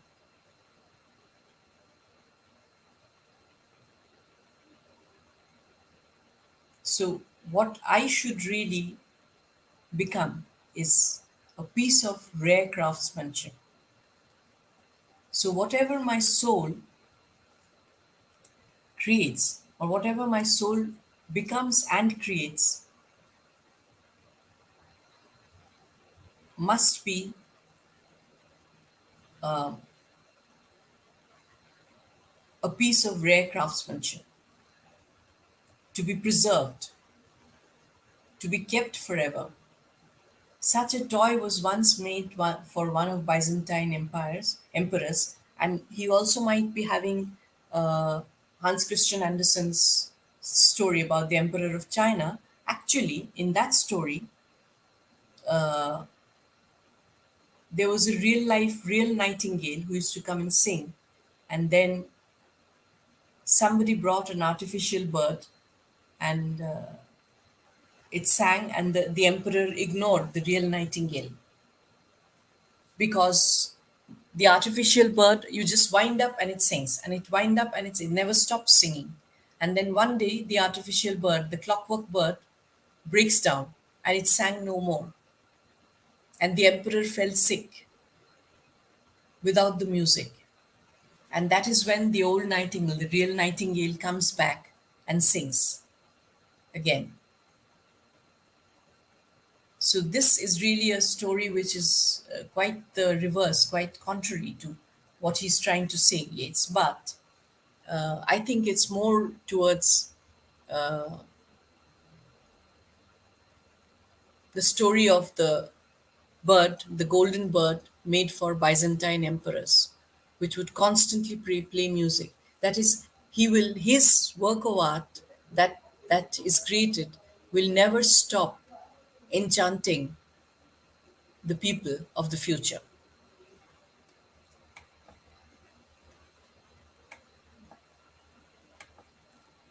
So to keep a drowsy emperor awake, or set upon a golden bough to sing, to lords and ladies of Byzantium, of what is past or passing or to come. Um,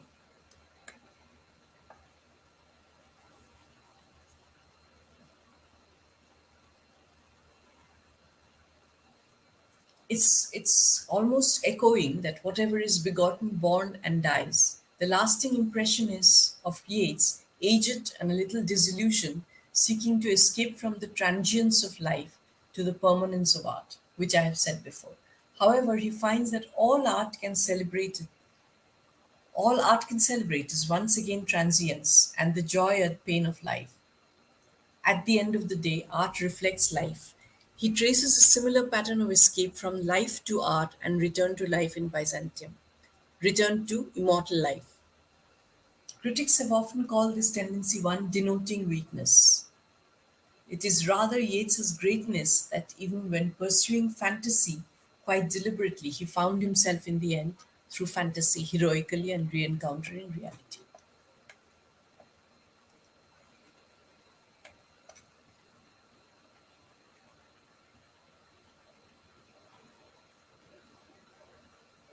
So when we go to Byzantium, the first stanza projects a conflict between the dome at Byzantium and humanity. The poem, written in 2 years after sailing to Byzantium, continues the ideas stated 3 years earlier in sailing to Byzantium. The earlier poem was a journey from the body to the soul. In Byzantium, the view is that of one who has reached the soul, Byzantium, or the destination of the soul, no longer tied to the dying animal. The pure soul can disdain all imperfections of man's physical existences, here represented by the unpurged images, that is, drunken soldiers, night walker, Furian Meyer. So these are all murky figures. The complexities of existence are mere complexities because they remain incoherent until they are transformed into art to attain some sort of coherence, meaning rather.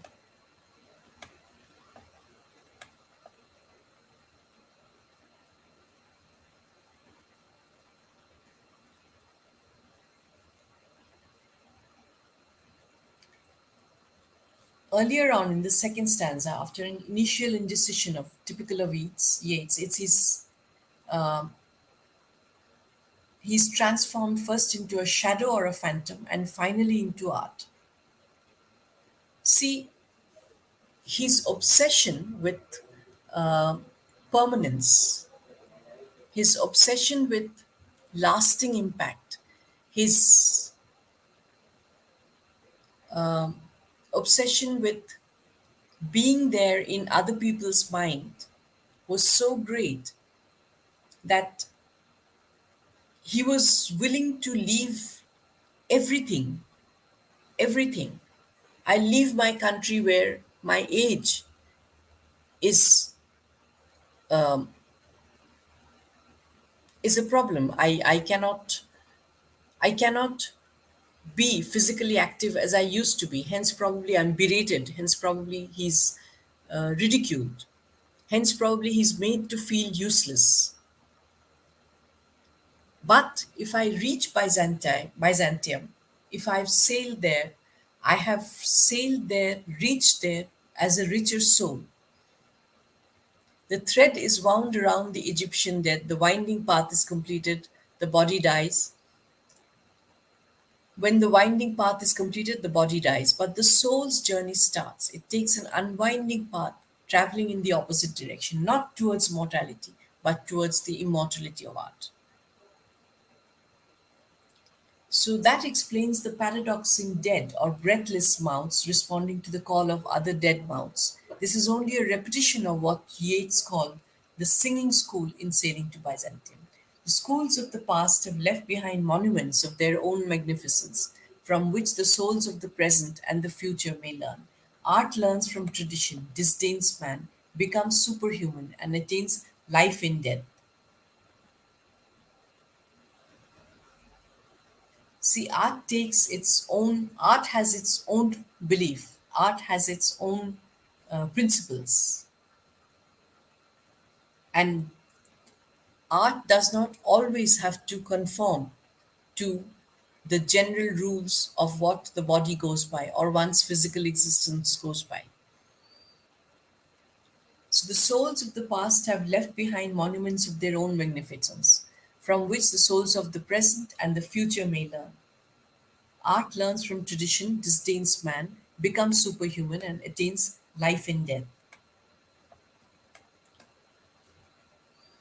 And then further down, the third stanza extends the contradiction between life in death and life in nature. The common bird or petal, being mortal, is scorned by the metal bird, which is changeless, not subject to death or decay.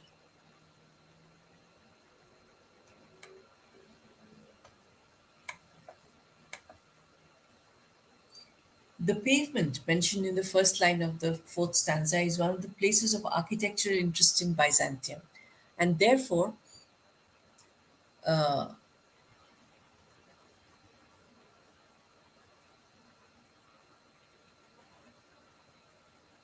stands for Byzantine art in particular and all arts in general. It has its soul in the soul and not in the matter. The blood begotten spirits come from across Hades, from hell, giving up their material existence and are transformed into souls which are flames begotten of flame. This flame does not burn and does not die out, they only inspire other flames. Flame of creativity, flame of art. Probably this image is related to the image in the second stanza, where souls of the past aspire later ones. Astraddle on the dolphin's mire and blood, spirit after spirit. The smithies break the blood, the golden smithies of the emperor. Marbles on the dancing floor. Break bitter furies of complexity. Those images that yet fresh images beget. That dolphin torn, that gong tormented sea. So, dolphins, traditionally associated with sensuality, carry the dead souls across the sea of life until its flow is checked by art, which alone is undying. Marbles of the work of art of break, the furies of complexity representing the incoherence and the imperfection of physical existence. This is a difficult, even violent process, as Yeats suggests, is in the tear and torment of the last time, for the last time.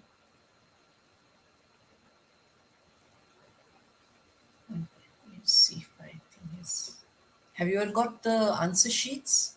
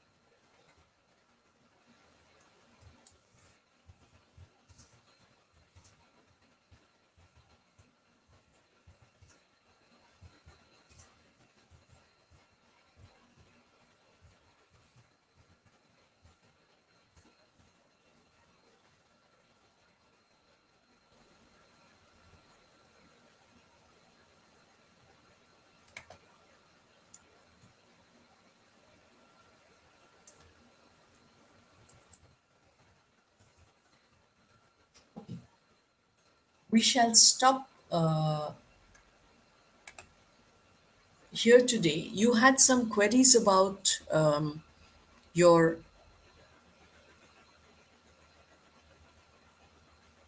assessment, internal assessment assignment.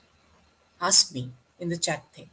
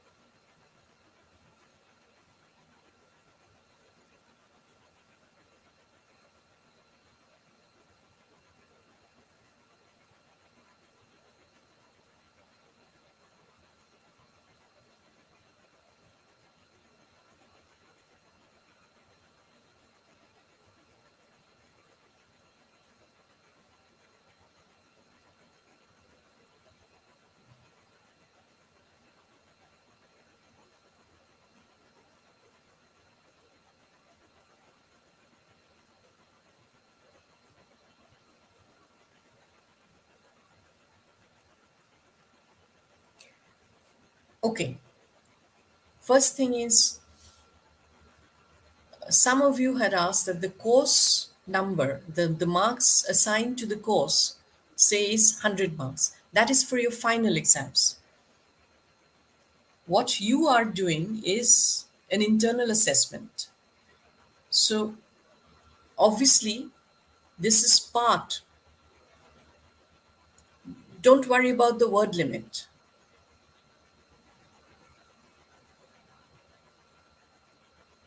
I have not been given any clear. I don't think there's any word limit. You write your answer. Of course, it'll not be like a thesis. It'll not be like a book, but write what you have studied.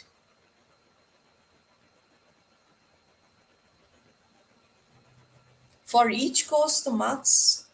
Look, right now, just concentrate on the assignment because you have to hand it over. So 25 marks is quite substantial. If your questions are for 10 marks, I think the questions were for 10 marks, right? The assignment.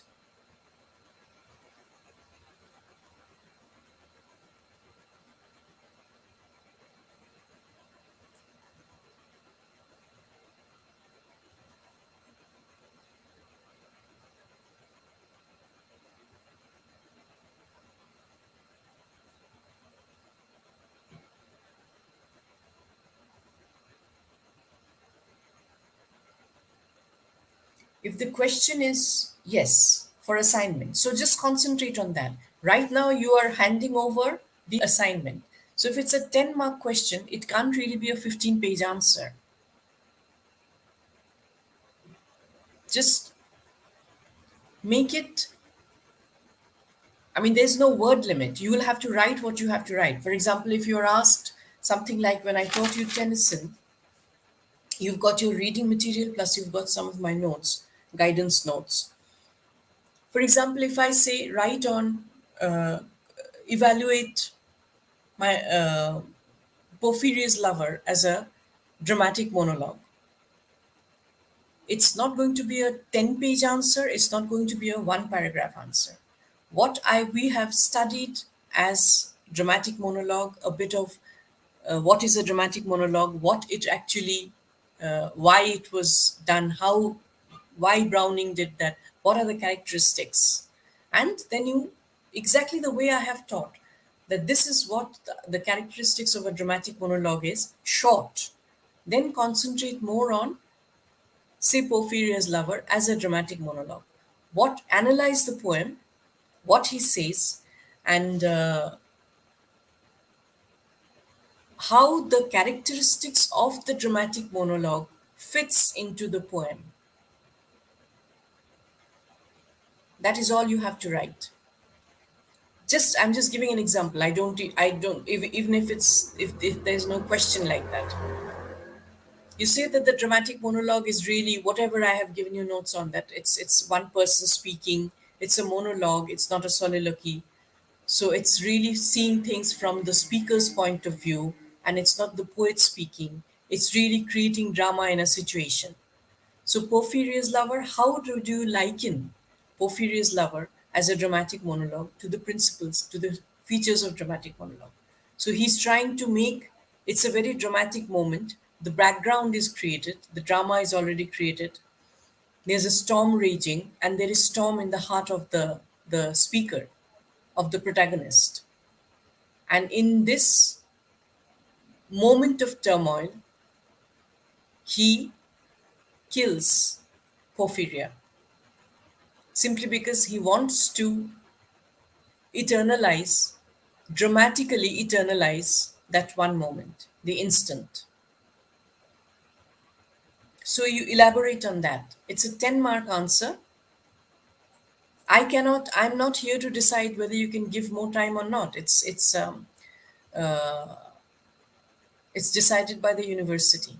I cannot decide. I cannot change the rules. I cannot change the timings. But we have covered a substantial part. 2.2 and 2.3 I'll be finishing tomorrow. So, and you have your study material. So don't panic about it. And it's not that you're answering 10 questions of 25 marks each.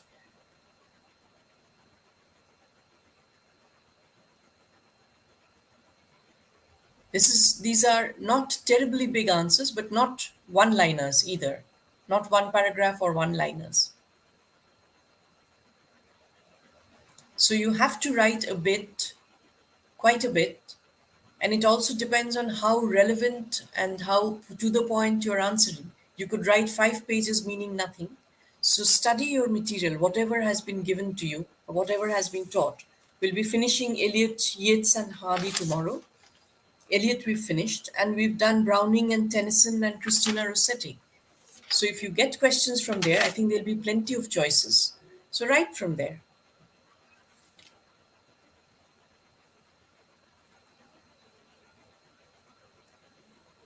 It's not really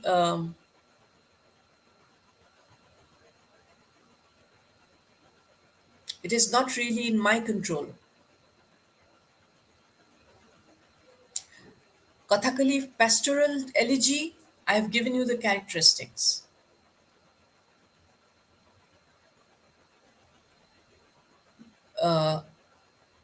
When we talk of in memoriam, it does have some characteristics of a pastoral elegy because it opens with an invocation. It does eulogize, pay homage to a dead person. It has some characteristics, but it is also a philosophical elegy because uh, it has reflections. It reflects on the transience, the transitoriness of life, of how nature doesn't really value, or is there really a God? How faith is questioned. And then there is the restoration of faith. Finally, there's an acceptance, resignation, and restoration, partial, I would say, restoration of faith. So there is a philosophy that yes, there is God. Initially, there was a questioning that is there a God who's killed my young friend, who's taken away the life of my friend at such a young age.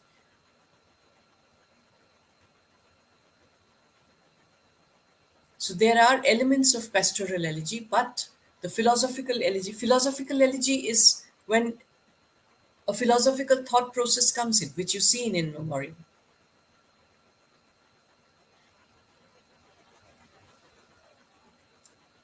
Unfortunately, this giving of time is not in my hand. I keep getting this request, it's not in my hand. I don't decide. It's not a lot I can do about it. Sorry. You have to, if at all, you have to speak to the university authorities, or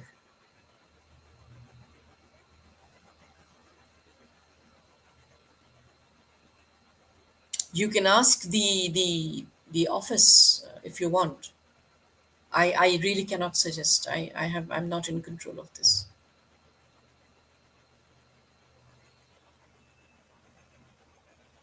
But you still have time. Today's the 7th. You have time till the 13th, I think. No?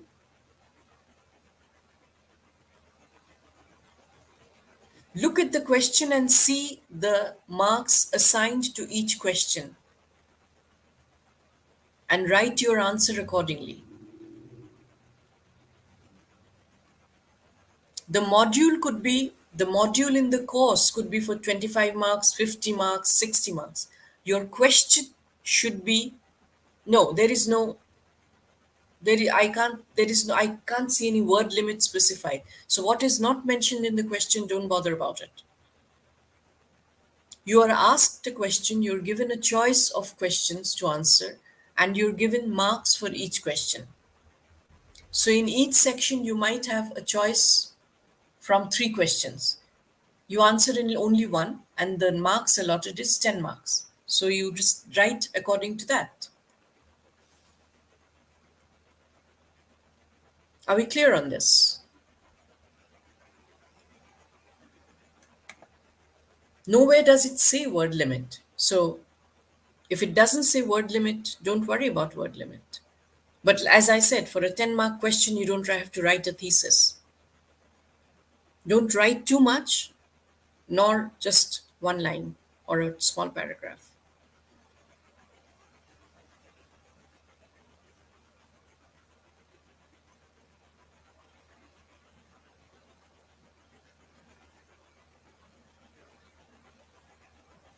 Okay, I'll take it up tomorrow. Modernist formal features. I think I did. But anyway, I'll take it up tomorrow if I have time. Hang on.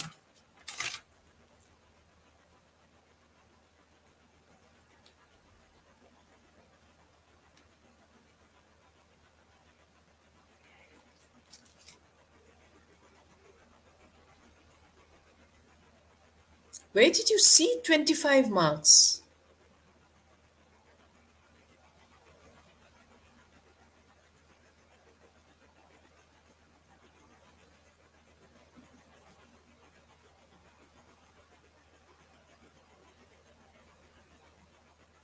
Read the instructions of the questions properly and understand.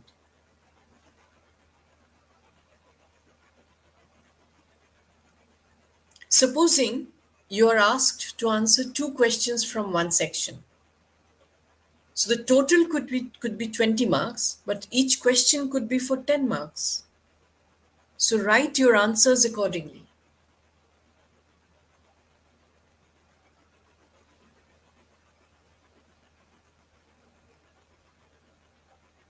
Anybody else? Any other questions?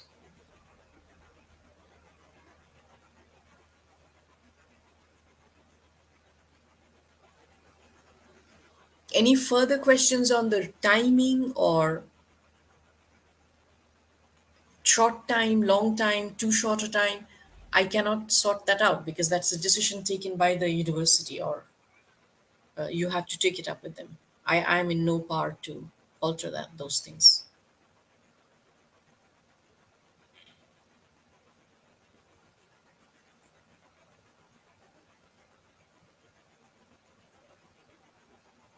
No, I can't discuss questions in class. I have to teach, I have to finish the course.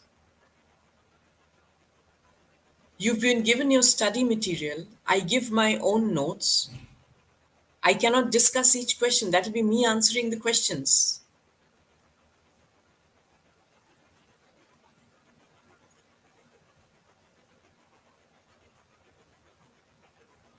Okay.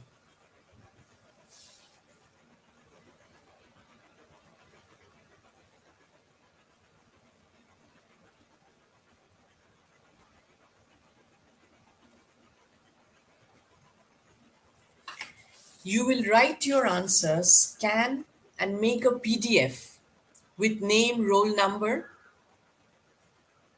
and the hard copies are to be submitted to the college.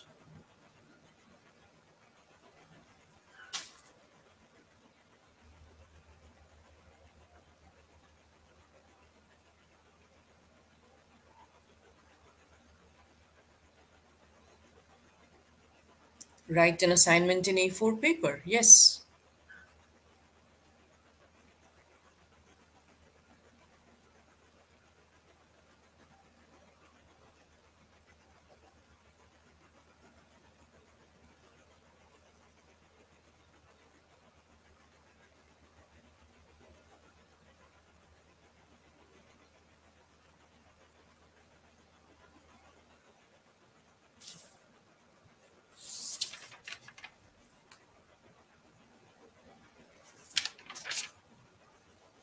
Dickens is not with me.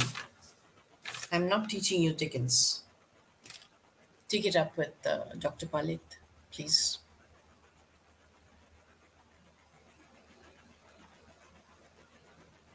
Anybody else?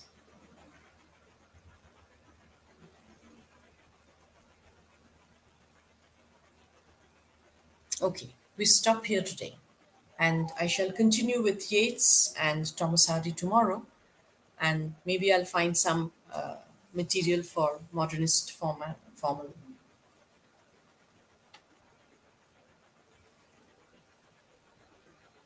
Okay, goodbye and see you tomorrow, same time, same place.